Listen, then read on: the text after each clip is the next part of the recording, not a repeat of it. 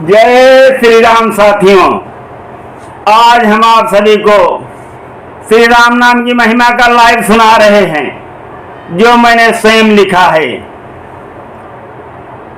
जब समुद्र में सेतु बन गया और श्री राम जी की सेना लंका में पहुंच गई तो रावण ने क्या किया? लंका के सारे द्वार बंद करा दिए। भगवान प्रभु श्री राम जी ने विभीषण जी से पूछा कि रावण ने लंका के दरबार क्यों बंद करा दिए हैं? क्यों द्वार बंद है लंका के? ऐसा तो नहीं समुद्र का सेतु बन जाने से रावण भयभीत तो नहीं हो गया? विभीषण जी कहने लगे, नहीं प्रभु, रावण भयभीत नहीं हुआ है। जैसे हम लोग यहाँ युद्ध पर विचार कर रहे हैं, वो भी वहां युद्ध के लिए विचार कर रहा होगा।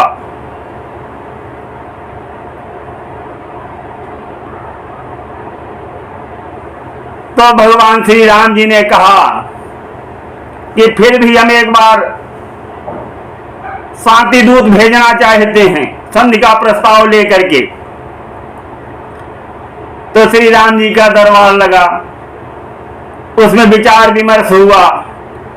फिर सबकी नजरें जो है हनुमान जी की तरफ ही गईं कि पवन पुत्र ही संधि का प्रस्ताव लेकर के जा सकते हैं।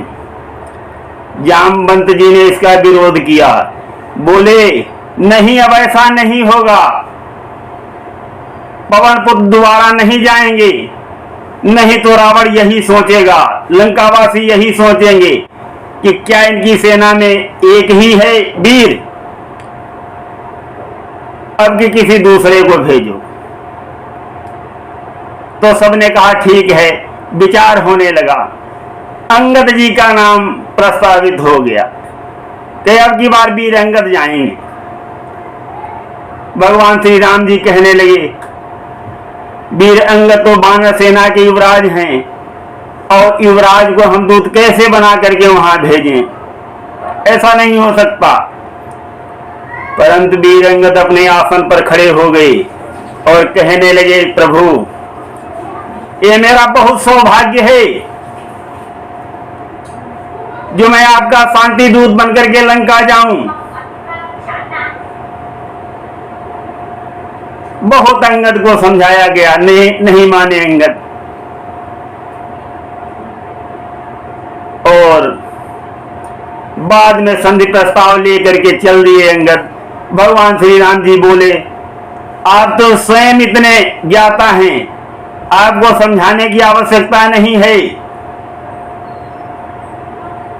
आप स्वयं बहुत बुद्धिमान हैं और जैसे भी हो, हे वीर, ये झगड़ा निपटा करके आना। अंगद बोले ठीक है प्रभु। और शीश झुका करके अंगद चल देते हैं, लंका के द्वार पर आते हैं तो लंका के सभी द्वार बंद हैं। अंगद जी पैर प्रहार से लंका के द्वार को तोड़ देते हैं और जैसे ही पहरेदार जो लंका में सुरक्षा कर रहे थे वीर अंगद को देखते हैं, तुरंत भाग खड़े होते हैं, कहते हैं, अरे अरे, ये तो वही बानर आ गया है जिसने लंका जलाई है। रास्ते में वीर अंगद जाते हैं तो रावण के बेटे से भेंट हो जाती है। रावण का बेटा अपने सैनिकों को भेजता है, कहता है, बुला लाओ इसको ढीठ को, ये देखो कितने अकड़ के जा रहा है और मुझे इसने प्रणाम भी नहीं किया। तो रावण के पुत्र के कहने से रावण के सैनिक गए और वीर अंगद को बुला के लाए। इतने में रावण का बेटा जो है अंगद जी के सामने आ गया, बोला, अरे तू बहुत ढीठ है, तू इतनी अकड़ के लंका में जा रहा है और तू ये नहीं देख रहा है कि तेरे सामने रावण का पुत्र खड़ा है। अंगद जी कहने लगे, राजकुमार तो मैं भी हूं मन ही मन, बोले मुझको तुझे प्रणाम करने की कोई जरूरत नहीं, कोई आवश्यकता नहीं, तुझको जो करना है कर ले। बातों बातों रार बढ़ गई, युद्ध होने लगा। वीर अंगद ने रावण के पुत्र का वध कर दिया। जैसे पवन पुत्र जी ने एक पुत्र का वध कर दिया था, यहां पर वीर अंगद ने भी रावण के एक पुत्र का वध कर दिया। और फिर क्या हुआ, वीर अंगद जिधर जाते हैं बिना उनको रास्ता पूछे रावण के सैनिक उनको रास्ता दिखा रहे हैं। और वीर अंगद रावण की सभा के पास पहुंच गए। द्वारपाल से कहा कि लंकापति को बता दो श्री राम जी का दूत आया है, अंगद नाम है। रावण के द्वारपाल गए, सिर झुकाया रावण को और बताया कि महाराज कोई अंगद जी आए हैं दूत बन करके, क्या उनको अंदर भेजा जाए। रावण को पहले ही पता लग चुका था। रावण ने कहा कि भेज दो। रावण का एक मंत्री बोला कि नहीं लंकेश, उसने बहुत बेअदबी की है, उसने राजकुमार की हत्या की है, ये पता चला, उसको सीधे सूली पर लटका दो, उसकी कोई बात मत सुनना। रावण जानता है। रावण अपने मंत्री से बोला, अरे मूर्ख, तू इतना सयाना होकर के फिर भी तू कूटनीति नहीं समझ रहा है, आने दो दूत को, मुझे पता लगेगा शत्रु की ताकत का। रावण बहुत बड़ा राजनीतिज्ञ था, वो अंगद पर कूटनीति खेलना चाहता था। तो रावण ने अंगद को बुला लिया, मान सम्मान के साथ कहा कि वीर अंगद को लेकर के आओ। और साथियों, यहां पर ये तो देखना ही पड़ेगा, जो भी भगवान का सच्चे दिल का भक्त होता है उसको मान सम्मान हर जगह मिलता है, कहीं भी उसका कोई अपमान नहीं होता। तो यहाँ पर देखिए कितना बड़ा शक्तिशाली रावण ने वीर अंगद को कितने सम्मान के साथ बुलवाया है। और वीर अंगद रावण के सामने पहुंच जाते हैं, राम जुहार होती है। फिर रावण कहता है, पूछता है आप कौन हैं और कहां से आए हुए। तब अंगद बताते हैं कि मेरा नाम अंगद है और मैं बाली का पुत्र हूं और प्रभु श्री रामचंद्र जी का शांति दूत हूं। तो रावण बोला, हम इनमें से किसी नाम को नहीं जानते। अंगद बोले, अरे रावण, ऐसी बातें मत करो, क्या बाली को आप नहीं जानते, आप मेरे पिता के दोस्त हैं और इसीलिए मैं आपको समझाने के लिए आया हूं कि सीता माता को आदर के साथ भगवान श्री राम जी के पास भेज दो और तुम अपना राज्य करो, तुमको कोई भय नहीं होगा। तो रावण नीचे से ऊपर तक देखता है, कहता क्या तू ही मुझको गुरु मिला है,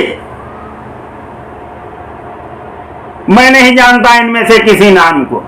अंगद बताते हैं कि क्या बाल की कोख में 6 महीने नहीं रहे हो आप। ये सुन करके रावण जो है अंदर अंदर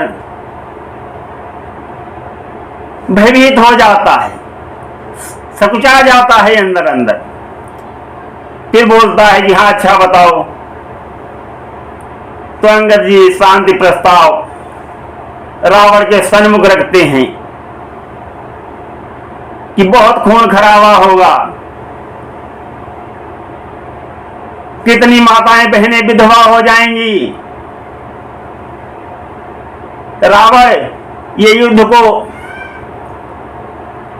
समाप्त करके संधि कर लो, जो होनी होती है उसको कोई टाल नहीं सकता। साथियों, रावण नहीं माना।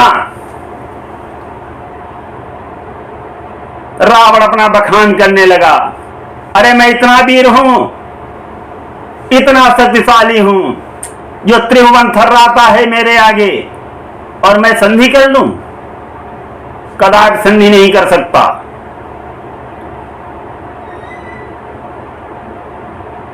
और मैंने अपने शीश काट काट करके शिव जी को चढ़ा दिए हैं, कौन मेरे साथ लड़ सकता है। कौन है मुझसे बलवान?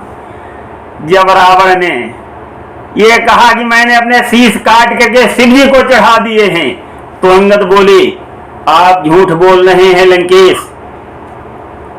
अभी तक तो मैं सोच रहा था जो आप बोल रहे थे, अपनी वीरता की गाथा गा रहे थे, हो सकता था कुछ सच हो उसमें, मेरे दिल में यही आ रहा था। परंतु अब मुझे मालूम हो गया है आप 100% झूठ बोलते हैं, और झूठ बोल करके ही ये लंका वासियों के दिल पर आप राज कर रहे हैं। रावण क्रोधित होकर के चौंक गया, बोला मैं झूठ बोल रहा हूं, मैं झूठ बोल रहा हूं।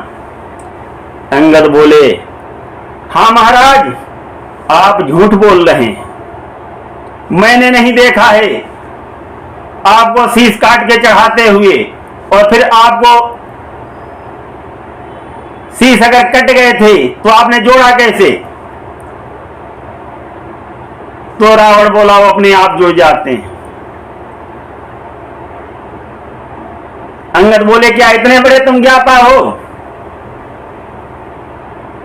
अंगद जी ने बात पकड़ ली रावण की। अंगद बोले अगर आपको किसी ने देखा हो आपके दरबार में शीश काटते और जोड़ते, तो वो कह दे आपके पुत्र बैठे हैं, आपकी सेना बैठी है, इतने बड़े बड़े सचिव योद्धागण बैठे हुए हैं, कोई आपकी बात का समर्थन कर दे तो मैं मान लूंगा कि आप सच बोल रहे हैं, और वरना मैं यही समझूंगा कि आप झूठ बोल रहे हैं। तो रावण ने अपने सैनिकों की तरफ देखा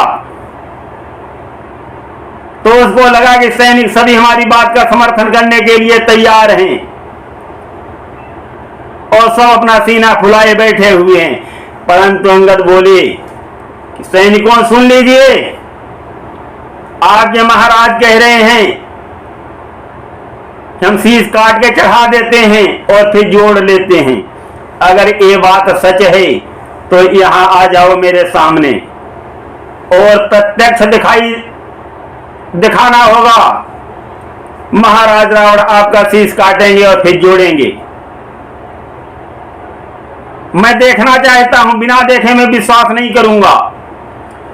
अब अंगद की बात को सुनकर के सारे योद्धागण चुप हो गए, और उन्होंने अपनी गर्दन जो है नीचे को ऐसे डाल ली। यहां तक कि रावण के पुत्रों ने भी अपनी गर्दनें नीचे झुका ली, क्योंकि अंगद ने कह दिया था कि जो भी बात का समर्थन करने आएगा उसको अपना शीश कटाना पड़ेगा, और फिर लंकापति रावण उस शीश को जोड़ेंगे। अब ऐसा कौन करे? कोई अपना शीश कटाएगा? तो जितनी रावण की सभा थी सबने अपनी गर्दन नीचे कर लिया। अंगद बोले देख लीजिए रावण, कोई आपका योद्धा आपके समर्थन में आया, यहां तक कि आपके पुत्र भी आपके समर्थन में नहीं आए, आप झूठ बोल रहे हैं। अंगद की बात को सुनकर के रावण बहुत चक्का हो गया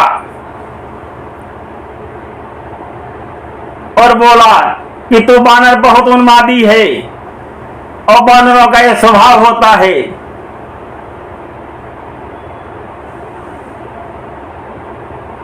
जो उनको खुराक देता है वो उसके गुण खूब गाते हैं। तू बातों में बहुत चालाक है अंगद, तू ऐसा कब से हो गया? अंगद बोले नहीं महाराज, मैं बातों में चालाक नहीं हूं, मैं जो कहता हूं प्रत्यक्ष देखना चाहता हूं। वो होता है बलवान नहीं जो गुण अपने ही गाता हो, देखा न सुना ये दृश्य कहीं सिर कटा कहीं जुड़ जाता हो। फिर भी यदि विद्या आती है तो बात बड़ी बन जाएगी, सोपन खा के कटी नाक उस विद्या से जुड़ जाएगी। यदि स्वयं आप इतने ज्ञानी फिर क्यों रारी बढ़ाई है, श्री राम नाम के 2 अक्षर में सब सुख शांति समाई है। वीर अंगद ने कहा कि रावण आप कह रहे हो कि मेरी बहन की नाक काट लिया। ये कहते हुए आपको शर्म नहीं आती? आपकी बहन की नाक काटी नहीं, वो नाक कटाने गई थी। साथियों, ये बात कहना नहीं चाहिए, किंतु माताएं ही कहती हैं कि अगर किसी बहू बेटी का कुछ गलत कदम पड़ जाता है तो माताएं बहनें आज भी कहती हैं उसने नाक कटा ली। और ये तो सब कोई जानते हैं कि शूर्पणखा ने कौन सा प्रस्ताव श्री राम जी के सामने रखा था, वो तो पवित्र ग्रंथ में लिखा हुआ है। तो अंगद ने रावण को ऐसा जवाब दिया जिससे रावण जो है वो तिलमिला उठा, बहुत क्रोधित हो गया। तो साथियों, इस प्रकार से अंगद और रावण का संवाद चल रहा है और अब हम प्रसंग को यहीं पर विश्राम देना चाहते हैं। आगे का भाग हम आगे सुनाएंगे। सुनते रहिए गिरीश अध्यात्मिक ड्रीम में। जय श्री राम, जय जय श्री राम।